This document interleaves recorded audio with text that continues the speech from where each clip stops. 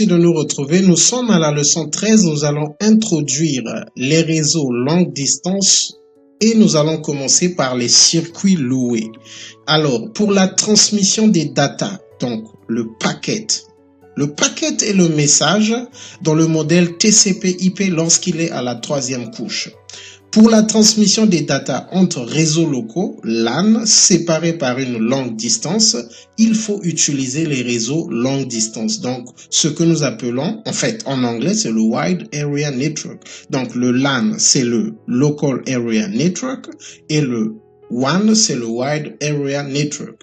Les technologies du WAN définissent les protocoles de la première et deuxième couche qui permettent de connecter les réseaux locaux LAN séparés par une longue distance. Donc, nous allons examiner les technologies du WAN.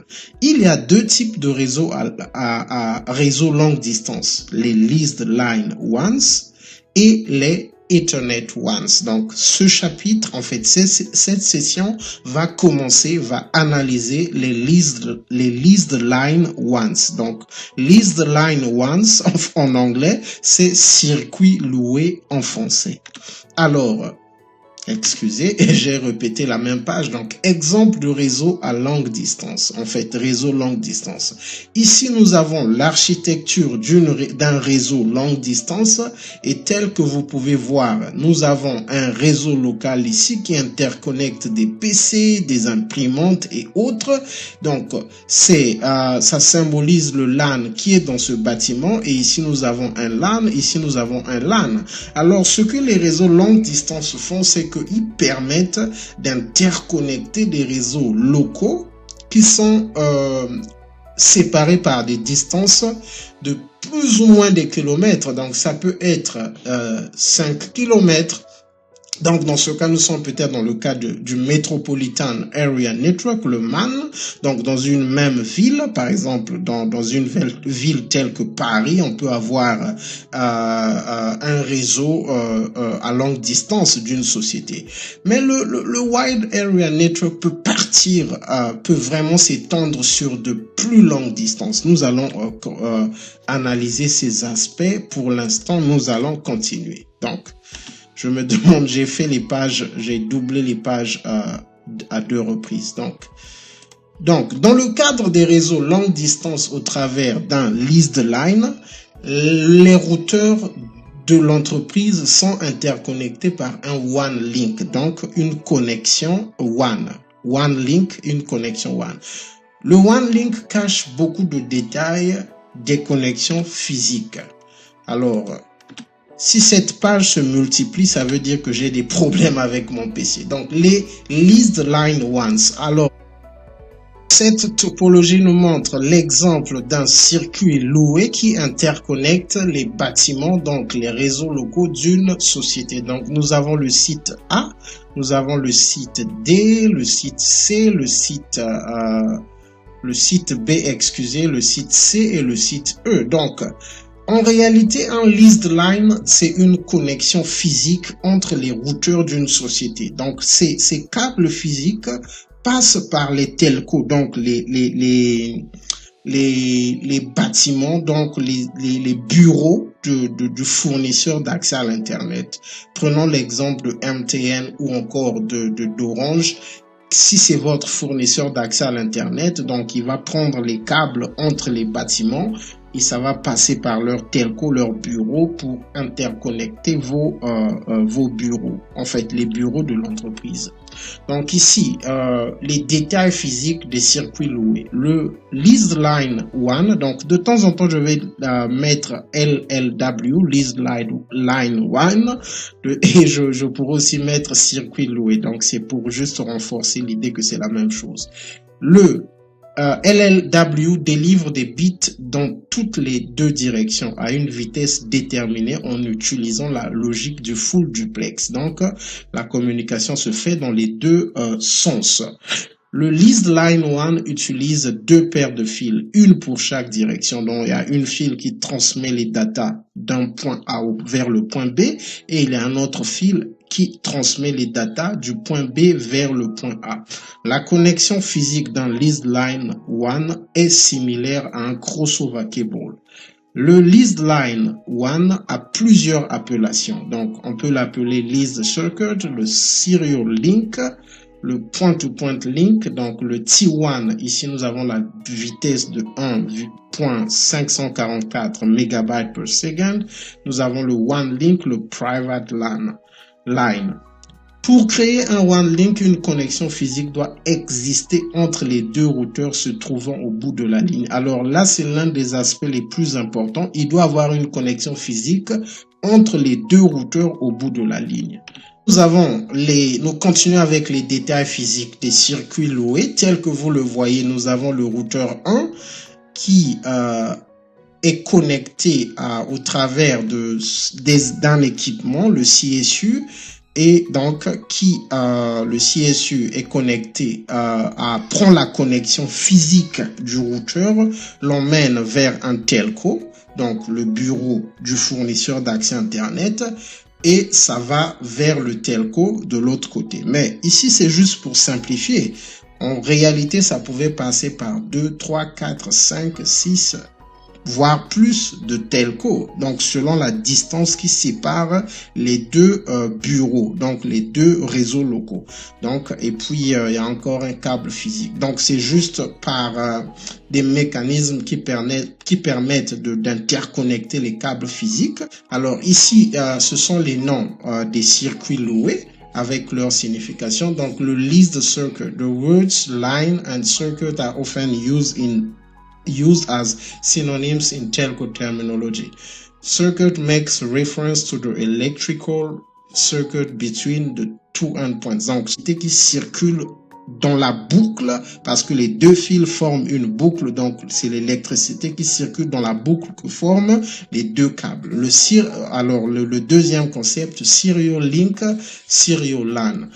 The words link and line are often used as synonyms.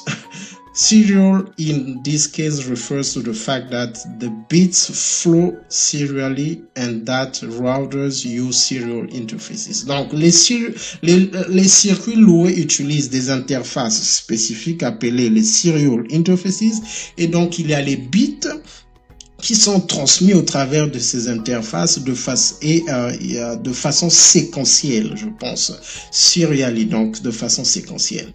Après, nous avons le concept point-to-point link ou point-to-point line. This term refers to the fact that topology stretches between 2 points and 2 points only. Donc, ce qui veut dire qu'un leased line connecte deux routeurs. Donc, un routeur peut être en fait, deux routeurs interconnectés. Ça peut être dans une même ville ou bien, voilà. Donc, ce sont deux routeurs interconnectés. Donc, c'est cette idée. Donc, c'est point to point. Donc, ça va d'ici à ici, là, et d'ici à ici. Donc, c'est point to point, pour faire simple. Et nous avons le terme T1. Alors, le terme T1 dit specific type of leased line transmit data at 1.544 megabytes per second. Donc, quand on parle de T1, ce sont des circuits loués qui transmettent les données à cette vitesse, la vitesse de 1,544 megabytes. Après, nous avons le concept de one link ou link. Both of these terms are very general with no reference to a specific technology. Donc ça, ce sont des termes qui englobent un peu beaucoup de choses sans se focaliser sur une technologie spécifique. Nous avons le private line. This term refers to the fact that the data sent over the line cannot be copied by other telco customers, so that data is private. Le fait que c'est privé, c'est simplement parce que c'est le même fil, c'est tel que nous venons de le dire, que c'est le même, logiquement, c'est le même fil qui va du routeur 1 qui va arriver au routeur 2, bien qu'il va passer. En fait, c'est la même connexion, pas le même fil, c'est la même connexion physique qui va partir du routeur 1 au routeur 2. Il va passer par des patchs, par ce que nous appelons des patch panels, voilà. Donc ça sera la même connexion physique. Donc la société A aura sa connexion physique, la société B aura aussi sa connexion physique. Alors, les protocoles de la deuxième couche.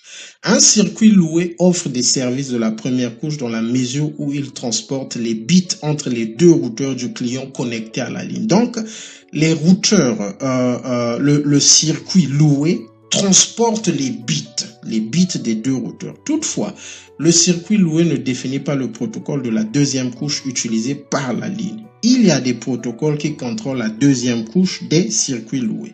Nous avons HDLC, donc High Level Data Link Control, et le Point-to-Point Protocol PPP. Ces protocoles jouent le même rôle. Ils contrôlent la livraison des datas sur une connexion physique. Alors, High Level Data Link, nous allons nous focaliser sur le format du frame de HDLC. HDLC est un standard de l'International Organization of Standardization, donc ISO.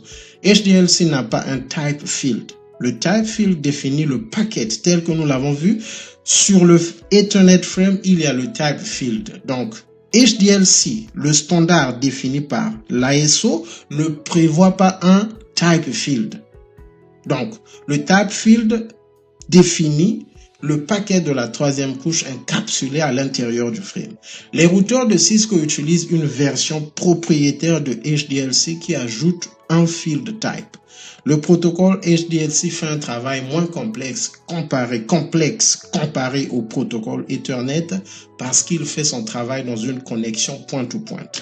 Alors, ici nous avons le HDLC, le frame de HDLC défini par l'ISO et nous l'avons dit qu'il n'y a pas un field type, donc ça va de contrôle directement à data. Alors ici nous avons le format défini par Cisco.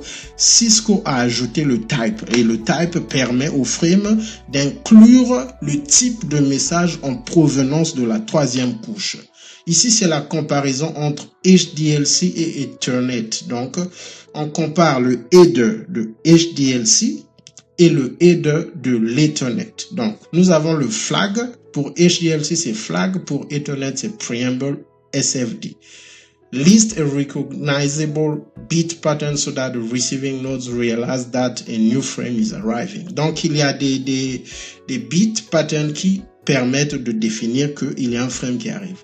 Address. Donc, ici, address, destination address, identifie l'adresse de destination. Control.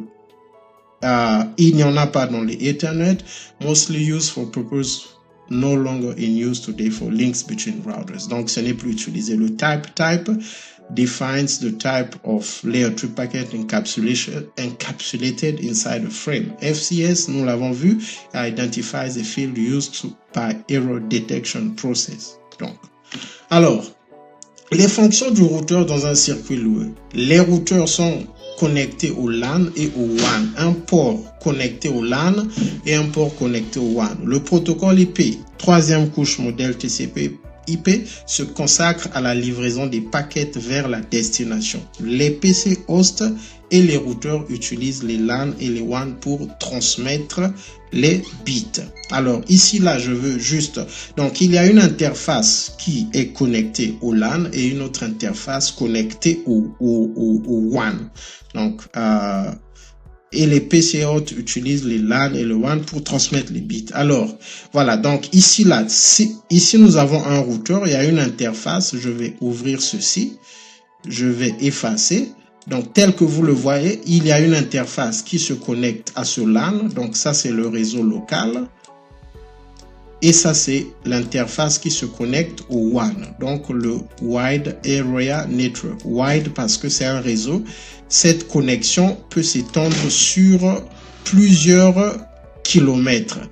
Et donc, tel que vous le voyez, les PC vont envoyer leur frame à ce routeur et ainsi de suite. Au niveau, je vais fermer, au niveau du WAN, ce sont des bits dans le cadre d'un list line WAN parce que ce sont des bits qui sont transmis entre le routeur 1 et le routeur 2.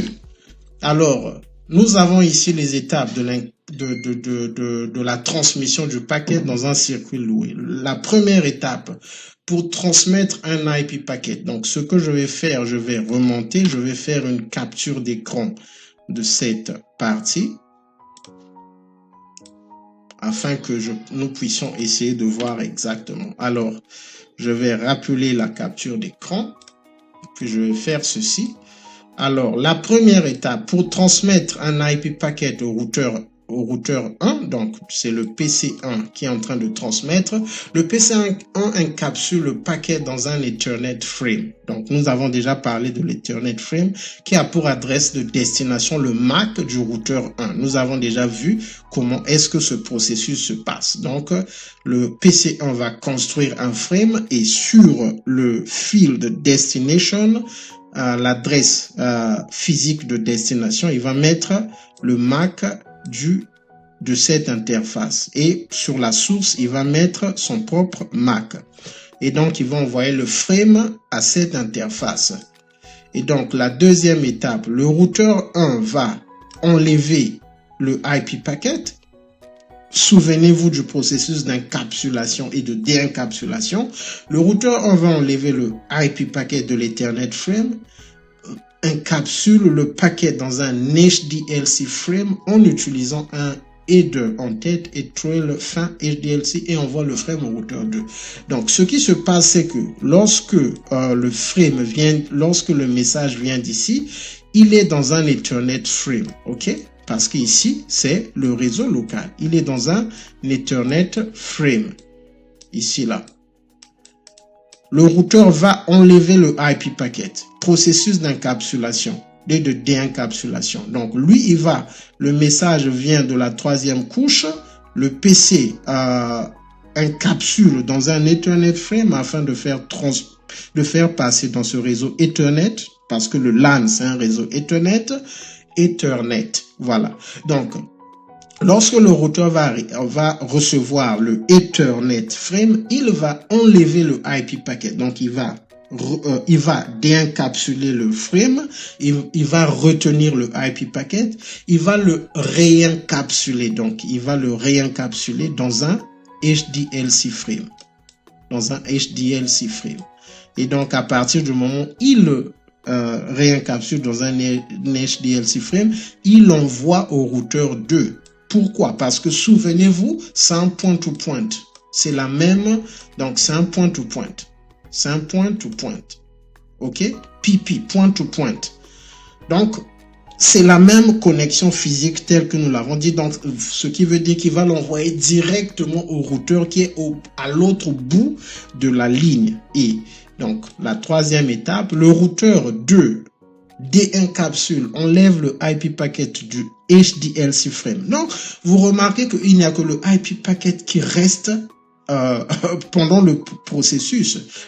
Il enlève le IP packet du HDLC frame, encapsule le paquet dans un Ethernet frame qui a pour adresse de destination le MAC du PC3. Donc, lorsque lui reçoit, il enlève, excusez, je vais mettre ça, il enlève le HDLC frame et réencapsule le IP packet. Donc le IP packet qui vient ici là, c'est le même IP packet.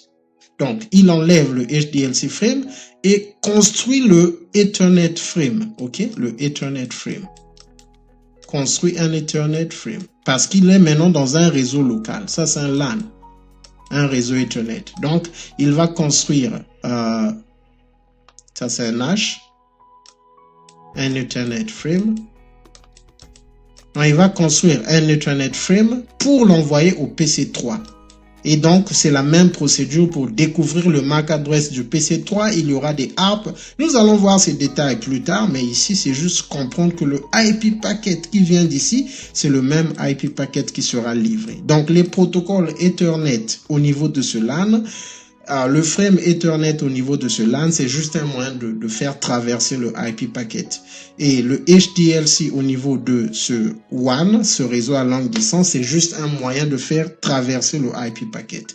Et ici aussi, le Ethernet, c'est une façon de faire traverser et de livrer le IP packet au PC3.